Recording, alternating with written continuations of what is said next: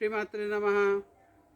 भाई और बहनों, हम आपके लिए एक नया, हमारे एक सब्सक्राइबर ने, व्यूअर्स ने हमसे एक प्रश्न करा है कि वो डॉक्टर मयूरी तिवारी हैं। उन्होंने पूछा है कि हम इतना बड़ा हवन घर में तो नहीं कर सकते रोज, जो सबके लिए हो, तो हम ऐसा छोटे में क्या करें। ये बहुत अच्छा प्रश्न है कि हम छोटे में बहुत सारी चीज़ कैसे पा सकते हैं। तो मित्रों, हम आपको एक बहुत साधारण सी विधि बता रहे हैं, जो दैनिक अग्निहोत्र जो पहले के समय में हर घरों में हुआ करता था। उसके लिए सबसे पहला चाहिए आपको एक ऐसा तांबे का बना हुआ, ये पिरामिड नुमा है, देखिए पिरामिड के जैसा है, ऐसा एक छोटा सा तांबे का हवन कुंड चाहिए। ऐसे तांबे का हवन कुंड देखिए, और उसके अंदर में गोबर, गाय का गोबर जो है, गाय का गोबर के ऐसे लकड़ी जैसे बना लीजिए, या फिर इससे पतला भी बना सकते हैं। ये तो हमारे यहाँ उपलब्ध है। हमारे यहाँ दुर्ग भिलाई में एक दुकान है, शॉप का नाम है उजाला भवन मूर्तिमाला केंद्र। वहाँ पर इस टाइप की लकड़ी के नुमा ये गाय का शुद्ध गोबर उपलब्ध है, कंडे। हम लोग तो वहीं से ले आते हैं। ये तो ये इस टाइप का एक कंडा ले लें, छोटा सा एक टुकड़ा तोड़ लीजिए, इसको आराम से टूट जाता है। इस प्रकार का एक छोटा सा तोड़ के इसके ऊपर में गाय का शुद्ध घी, देखिए गाय का शुद्ध घी है, गाय के शुद्ध घी को थोड़ा सा लगा दीजिए, और इन कंडों को इस प्रकार इसके ऊपर सजा दें। ये ऐसा ना हो सके तो आपके यहाँ जो गाय हैं उसके गोबर को आप थाप लीजिए और पतला पतला चाकू से पतली पतली प्लेट काट दीजिए, तो उससे पतली पतले बहुत सुंदर से बन जाएंगे। गोल छेना ना बना के, एक गोल छेना बना के उसको चाकू से सीधा सीधा काट दीजिए, तो एक पापड़ी के जैसे सीधी सीधी पट्टी, इससे पतली पतली पट्टी बन जाएगी। ये तो मशीन से बना हुआ है, तो इस प्रकार की पट्टी बन जाती है। उससे भी बहुत अच्छे से आप जमा सकते हैं। इस प्रकार कर लीजिए। एक छोटे से टुकड़े पे थोड़ा सा यहाँ पे घी उठा के लगा लें, और आग के ऊपर इसको रखेंगे तो जलने लगता है, और इसके अंदर में लगा दीजिए ऐसा, तो ये आराम से जल जाता है। अग्निहोत्र के लिए बस ये इतनी ही चीज़ चाहिए। यह ना मिल सके तो आप आम की लकड़ी भी ले सकते हैं। आम की लकड़ी भी बहुत सारा ऑक्सीजन बनाती है। जैसे गाय का गोबर की बना हुआ कंडा है ये, और आम की लकड़ी, ये दोनों ही बहुत ज़्यादा वातावरण को शुद्ध करने के लिए, अब तो हजारों शोधों से भी पता चल सका है, हजारों वैज्ञानिकों ने कहा है कि पहले के समय के ऋषि मुनियों के आश्रमों में, पहले के समय में बड़े बड़े हवन होते थे, इस प्रकार की महामारियां नहीं फैलती थी, और वायुमंडल एकदम शुद्ध रहता था, लोग दीर्घजीवी होते थे, बहुत समय तक रहते थे, वातावरण में एकदम शुद्ध हवा रहती थी। जब आपने ये चालू हो गए, जब जलने लगा अच्छे से, तो आपको ज़्यादा कुछ नहीं करना है। केवल 1 स्पून अक्षत यानी खड़े चावल जो टूटे फूटे ना हो और बिना पॉलिश के, ऐसा अक्षत ले लीजिए, एक चम्मच। इसमें थोड़ा सा गाय का शुद्ध घी मिला लीजिए। इसको सुबह के समय अगर आप कर रहे हैं तो बहुत सारे मंत्र और बहुत सारी विधियां करने की कोई ज़रूरत नहीं है। 3 बार गायत्री मंत्र बोल के आप ये जमा लीजिए, और इसके ऊपर थोड़ा सा जल का छींटा, कुमकुम और फूल चढ़ा दीजिए। और ये जो अक्षत हैं, घी मिले हुए जो अक्षत हैं, इनको ले लीजिए। सुबह के समय अगर आप कर रहे हैं तो एक मंत्र बोलिए, ओम सूर्याय स्वाहा, इदम सूर्याय इदम नमम, ऐसा बोल के अग्नि में डाल दीजिए। दूसरी आहुति उतनी ही लीजिए और कहिए, ओम प्रजापते स्वाहा, इदम प्रजापते इदम नमम, बोल के अग्नि में डाल दीजिए। केवल 2 आहुति डालना है, आपको और कोई ज़्यादा प्रपंच करने की जरूरत नहीं। इतने मात्र से आपको दैनिक अग्निहोत्र का पूरा फल मिलेगा। इससे इतनी ऊर्जा बनेगी कि आपके घर के अंदर में पूरा ऊर्जा का माहौल हो जाएगा। जब कोई व्यक्ति आपके यहाँ आएगा तो वो खुद महसूस कर सकता है कि आपके घर का वातावरण कितना अच्छा है। हम यहाँ आते हैं, बैठते हैं, और इससे हमें बहुत अच्छा लगने लगता है।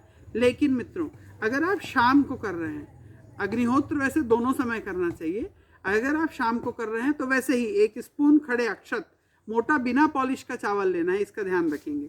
इसमें थोड़ा घी मिला लीजिए, 1 चुटकी लीजिए, ये इतना ले लें मित्रों। और शाम के समय के लिए बोलेंगे, ओम अग्ने स्वाहा, इदम अग्ने इदम नमम, और दूसरा मंत्र बोलेंगे, ओम प्रजापते स्वाहा इदम प्रजापते इदम नमः। केवल सुबह के 2 सूर्याय के साथ है और शाम को अग्नि के साथ में है।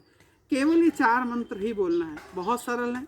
फिर से मैं आपको बोल देता हूँ, सुबह के समय अगर आपको कहना है तो ओम सूर्याय स्वाहा इदम सूर्याय इदम नमः, और शाम के और दूसरी आहुति चलेगी ओम प्रजापते स्वाहा। शाम के समय कर रहे हैं आप, गोधूली बेला के समय जब आप कर रहे हैं तो पहली आहुति डलेगी ओम अग्ने स्वाहा इदम अग्ने इदम नमः, और दूसरी आहुति डलेगी ओम प्रजापते स्वाहा इदम प्रजापते इदम नमः। मात्र मित्रों इतना ही करना है, इससे आपको एक बड़े से हवन का फल मिलने लग जाएगा।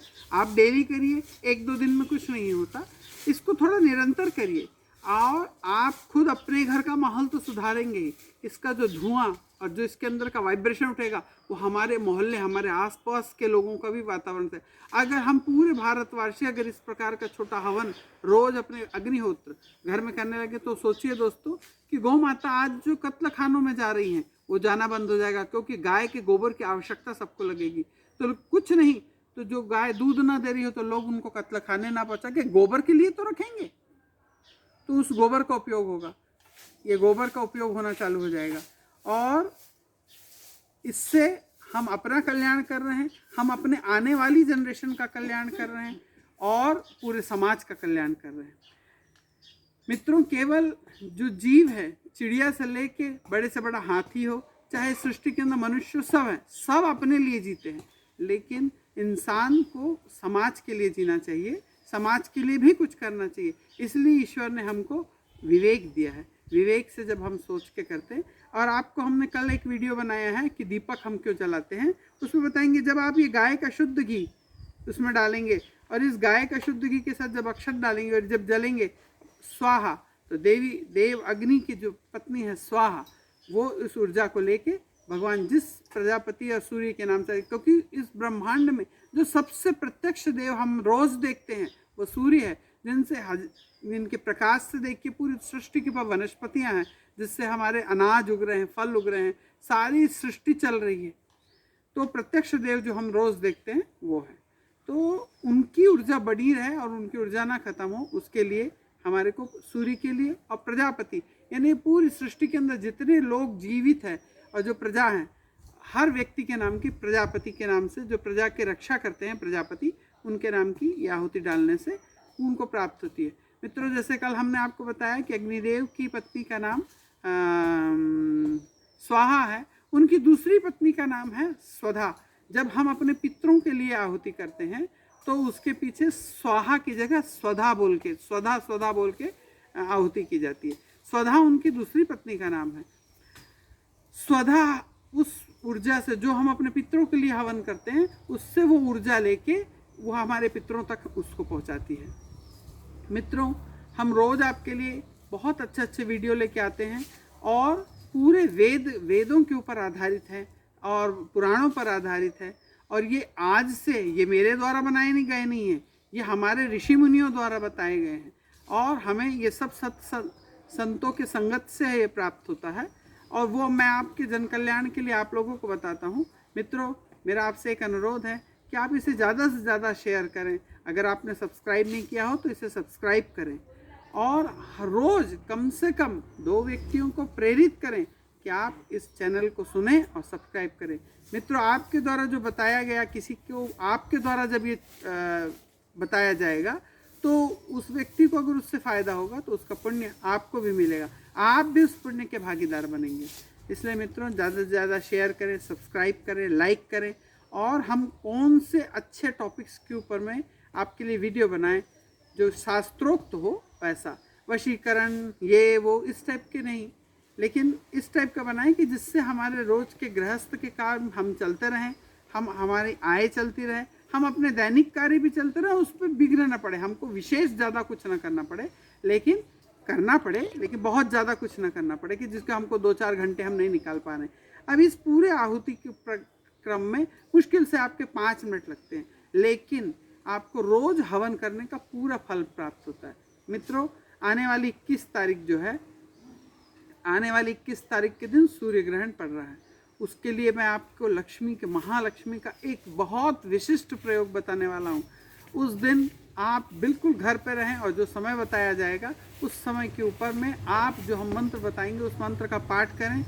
आपको 150-200 वर्ष का भी अगर आपको जीवन मिल जाए तब भी आप उन मंत्रों का उतना जाप करके जो फल नहीं पा सकते वो केवल आपको 2 से ढाई घंटे के समय में आपको मिल सकता है। मित्रों बेल आइकॉन दबाएं और श्री मात्रे नमः।